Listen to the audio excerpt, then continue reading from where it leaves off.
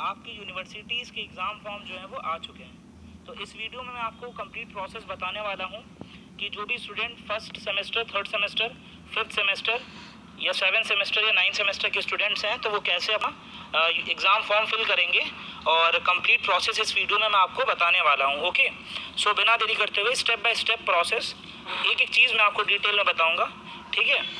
और किसी तरीके की आपको प्रॉब्लम फेस नहीं करनी पड़ेगी, आराम से आप अपना फॉर्म जो है वो फिल कर सकते हो, ठीक है।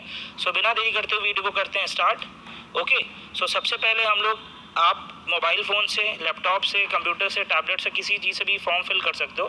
तो देखिए, सबसे पहले आपको गूगल पे आना है और आपको गूगल पे सर्च करना है यूनिवर्सिटी ऑफ लखनऊ। एक मिनट, ऐसे आप गूगल पे आओगे, गूगल पे सर्च करोगे यूनिवर्सिटी ऑफ लखनऊ या लखनऊ यूनिवर्सिटी, एक चीज़ डालना, ठीक है। सबसे ऊपर वाली जो वेबसाइट है आप इस पर टैप करोगे तो कुछ इस टाइप का इंटरफेस आपको देखने को मिल जाएगा।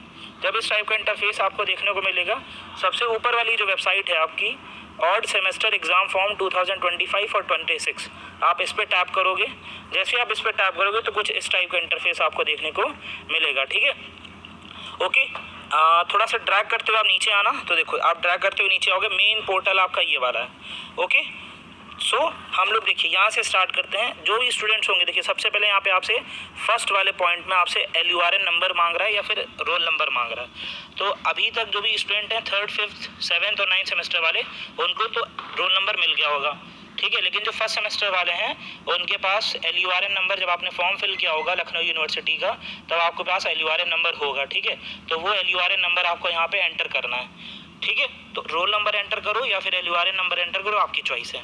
अच्छा, अगर आपके पास LURN नंबर, रोल नंबर में से एक चीज़ पहले एंटर की, अब बात करते हैं पासवर्ड की। पासवर्ड बहुत सारे बच्चों को याद होगा, बहुत सारे बच्चों को पासवर्ड याद नहीं होगा। तो देखिए, अगर आपको पासवर्ड याद नहीं है तो कोई बात नहीं, ठीक है। सबसे पहले आप यहाँ पे फॉरगेट पासवर्ड पे क्लिक करोगे। फॉरवर्ड पासवर्ड यहाँ पे देखो आपको दिख रहा है ना, पासवर्ड भूल गए, फॉरवर्ड पासवर्ड वाले ऑप्शन पे टैप करिए। जैसे ही आपने टैप किया, कुछ इस टाइप का इंटरफेस आपके सामने आएगा।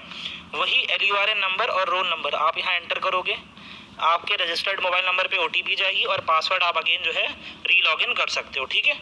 ओके, तो ये तो हो गया फॉरगेट पासवर्ड वाली बात। अब बात करते हैं हम लोग आगे।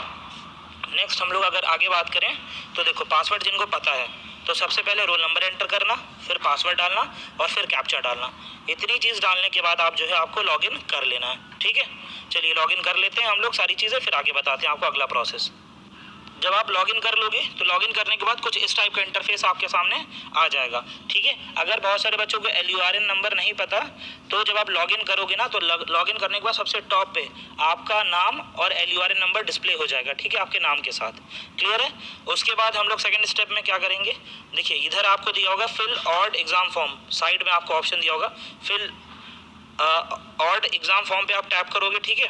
जैसे ही आप टैप करोगे, आपका जो कोर्स है, ठीक है, कोर्स यहाँ पे ऑलरेडी फिल होगा, रोल नंबर भी आपका ऑलरेडी फिल होगा, उसमें आपको कुछ भी नहीं करना, ना रोल नंबर के साथ कुछ करना है ना ही कोर्स के साथ। ओके, वो ऑलरेडी फिल होगा, वो एडिटेबल नहीं होगा। एडिटेबल होगा आपका, अगला आपको सेलेक्ट करना है एग्ज़ाम टाइप। तो एग्ज़ाम टाइप आपका क्या है, रेगुलर है तो आप रेगुलर, बैक का है तो बैक, इम्प्रूवमेंट का है तो इम्प्रूवमेंट। तो देखिए रेगुलर सेलेक्ट कर लिया। जैसे ही आप रेगुलर सेलेक्ट करोगे, आपका सेमेस्टर ऑटोमेटिक फिल हो जाएगा। सेमेस्टर में आप चेंजेस नहीं कर सकते, ठीक है। पहला स्टेप आपका ये, ना ही रोल नंबर में चेंजेस, ना ही कोर्सेज। फर्स्ट स्टेप में आपको सिर्फ एग्ज़ाम फॉर्म का टाइप आपको सेलेक्ट करना है, सेमेस्टर ऑटोमेटिक सेलेक्ट हो जाएगा। उसके बाद कैप्चा की बात करें, यहाँ पे आप लोग कैप्चा एंटर कर लोगे, ठीक है। कैप्चा एंटर करने के बाद आगे चलते हैं, एक मिनट। कैप्चा एंटर करने के बाद आप यहाँ से सबमिट वाले ऑप्शन पे टैप कर दोगे, सबमिट कर दिया। द्वारा दिन लड़के को पता चलता है कि जिससे उसकी शादी हुई है वो वाकई में एक लड़की नहीं बल्कि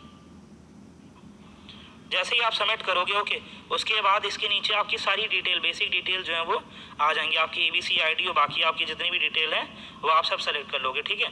कुछ भी आपको फिल नहीं करना। डेट ऑफ बर्थ को आपको बस यहाँ से कंफर्म कर देना है, ठीक है। Okay, date of birth confirm करना। डेट ऑफ बर्थ कंफर्म करने के बाद आप जो है फिर ड्रैग करते हुए नीचे आना। ऑलरेडी सारी डिटेल्स भरी हैं, ठीक है, उसमें कोई भी चेंजेस आपको नहीं करना।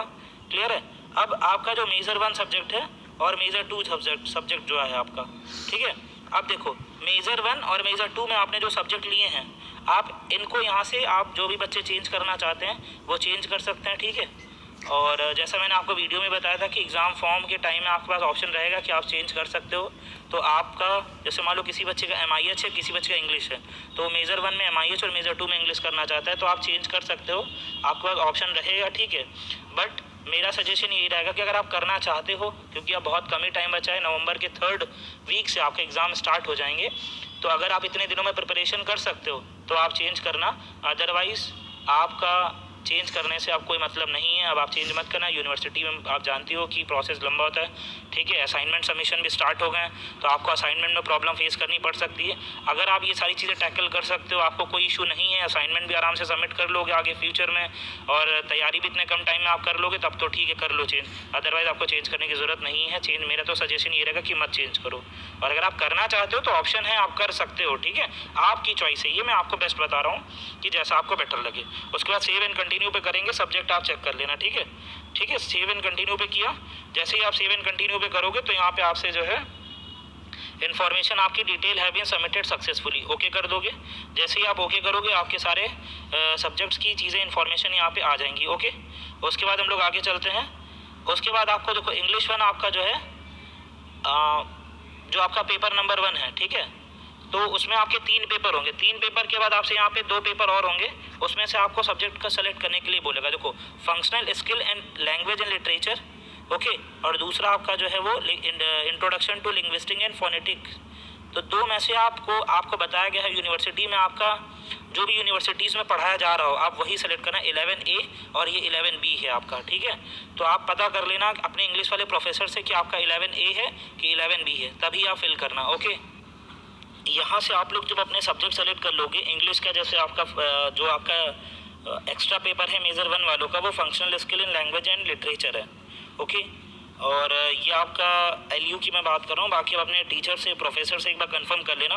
वैसे तो आपके सिलेबस में यही वाला है, ठीक है। इसको सेलेक्ट करने के बाद आपका जो भी मेजर 2 का सब्जेक्ट होगा उसका भी ऑप्शन आपको यहाँ पे गिवन होगा। मेजर 2 में आपके 2 पेपर, उन्हीं 2 पेपर को आपको सेलेक्ट करना है, ठीक है, क्लियर है। और यहाँ पे हिस्ट्री अगर मान लो किसी का मेजर 1 है तो वहाँ पे भी आपको जो एक्स्ट्रा पेपर है 11A और B की डिटेल भी दी होंगी।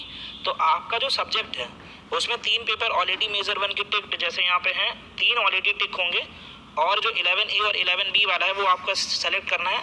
उसके साथ साथ जो मेजर 2 का आपका पेपर है उसमें आपको 2 सब्जेक्ट सेलेक्ट करने हैं, ये बात ध्यान रखना। तो टोटल यहाँ पे आपको 4 आपके मेजर 1 के सिलेक्शन होगा और मेजर 2 में 2, तो टोटल 6 टिक आपको करने रहेंगे, ओके। उसके बाद हम लोग बात करते हैं, तो आप उसके बाद सेव एंड कंटिन्यू पे टैप कर दोगे। उसके बाद आपका फाइनल फॉर्म जो है, कुछ थोड़ा सा साइड का इशू आ रहा है इसलिए यहाँ पे सिर्फ एक ही पेपर खुल रहा है, दूसरा नहीं खुल रहा, तो थोड़ी देर में आप लोग ट्राई कर लेना, ओके।